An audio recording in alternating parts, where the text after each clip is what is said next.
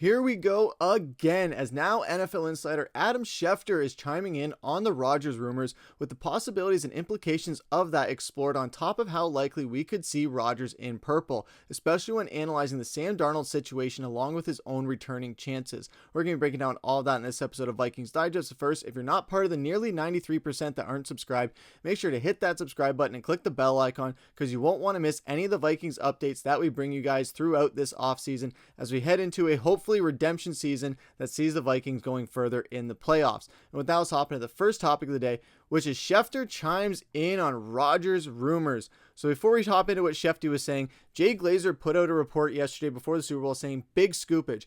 Aaron Rodgers flew back to New Jersey last week to meet with the Jets about his future with the team, only to be told that the team was moving on from him.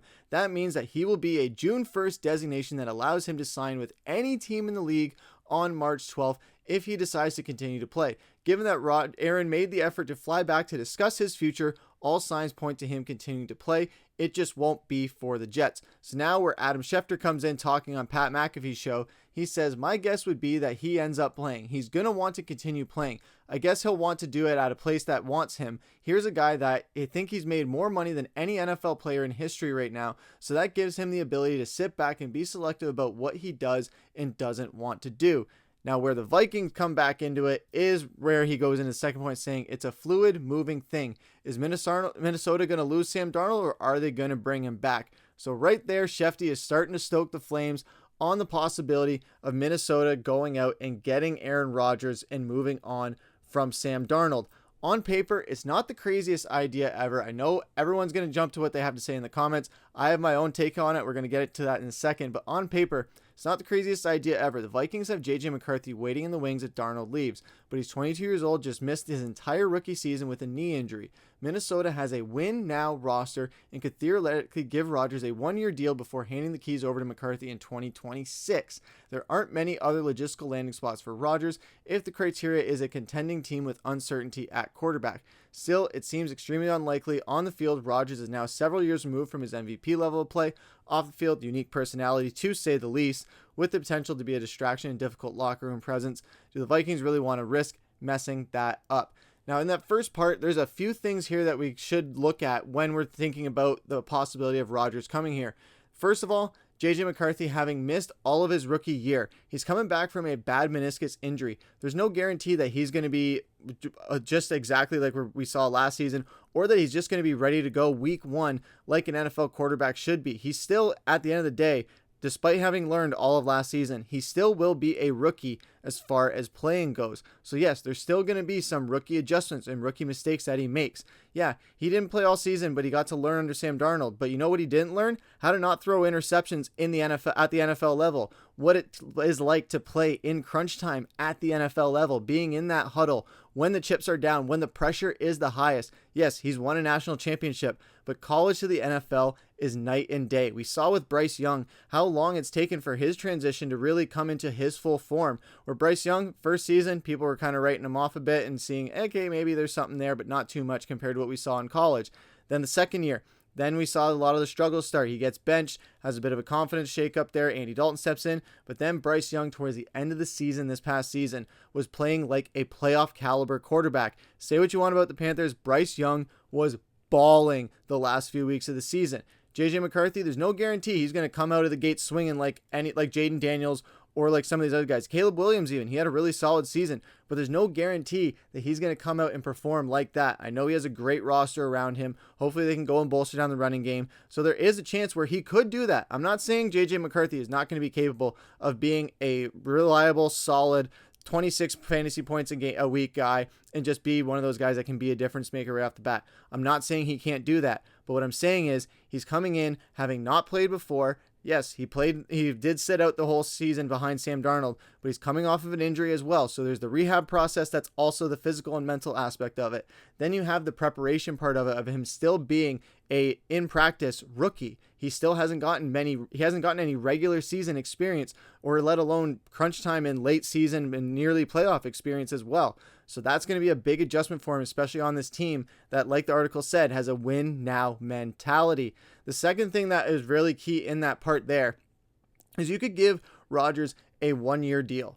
you don't have to lock him down long term. You can give him a 1-year deal where we can try and win now and be ready for McCarthy the next season.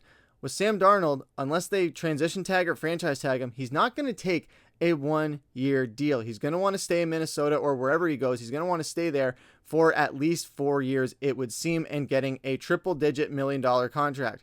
In the $100 million range around the Baker Mayfield ballpark is what people are reporting. So with that, you're pigeonholing yourself in the cap space. We've talked about that at length so many times, how we don't want Kirk Cousins 2.0. So with Darnold, unless you're transitioning tagging him or franchise tagging him, which I still think is a bad idea because that is going to be costing a lot of money that can feed into your cap space and trying to get an offensive lineman. So re-signing your secondary, getting another pass rusher and things like that. You can't do that when you're paying your quarterback $40 million. It's not possible. And then when Aaron Rodgers comes in, I know, yes, he is far from where he was at an MVP level. But with the teams that are in the running right now, when we look at them, not many of them, aside from the Vikings, are poised for a win now season. The Steelers, they have a lot of good pieces around. They have great defense, but their offense is still more than just a quarterback away. You have George Pickens, who is a drama queen, and all the things going on there. Then you have the 49ers. They have a lot of injuries that they have to come back from, but still, Rodgers would probably fit in with the Niners as well. The Raiders as well, that's someone that we're going to get into a second as far as their implications with the Vikings. And then, of course, you have the Vikings and the Colts rounding it out in the bottom 5 right there. So there is a lot of options, and the Vikings, they're not the runaway favorite of the team that he's going to go to. But when thinking of just from a culture standpoint, Minnesota, probably better than all those places. Kevin O'Connell, he just won Coach of the Year. We have the best wide receiver in the game. We have a really good defense and a great defensive coordinator that can complement this offense. And yes, we have a phenomenal top 5 tight end in TJ Hawkinson. So there's a lot of avenues where Minnesota can go with this as far as utilizing Rodgers. Now, do I think that this is something where Minnesota needs to absolutely go and get Rodgers right now? No, I still think that JJ McCarthy is the guy that you roll with. And if he's not ready week 1 or struggles a little bit, you do have Daniel Jones there. Now, that said, Aaron Rodgers is still Aaron Rodgers. We can say what we want to say as far as how this year went on and off the field, but at the end of the day, he still had a decent statistical season. He had over 10 interceptions, but he almost had 30 touchdowns. He almost threw for 4,000 yards. So he was still performing at a decent level, and that was on a poor, terrible Jets team with a horrible offensive line. I know our offensive line isn't great, but if we're able to sign Rodgers to a 1-year deal instead of marrying ourselves to Sam Darnold where we know what his limitations are, that's the main thing. Rodgers, yes, he's many years removed from his Super Bowl, many years removed from his MVP seasons, but at least he knows how to win in the playoffs. Sam Darnold does know how to do that. We've seen how far Sam Darnold can take this team. We saw how far Kirk Cousins could take this team, and we saw how far Kirk Cousins could take this team for many seasons before we finally cut ties with him.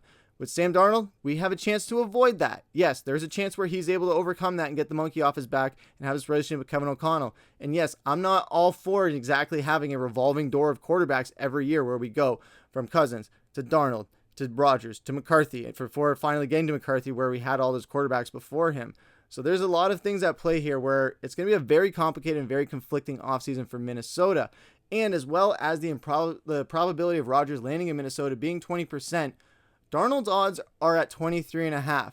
So if we're looking at saying that, oh, it's a long shot that Rodgers is going to come to the Vikings, there's no way it's going to happen, yada, yada, yada. When looking at the probability, if he's projected at 20%, Darnold's at 23.5%.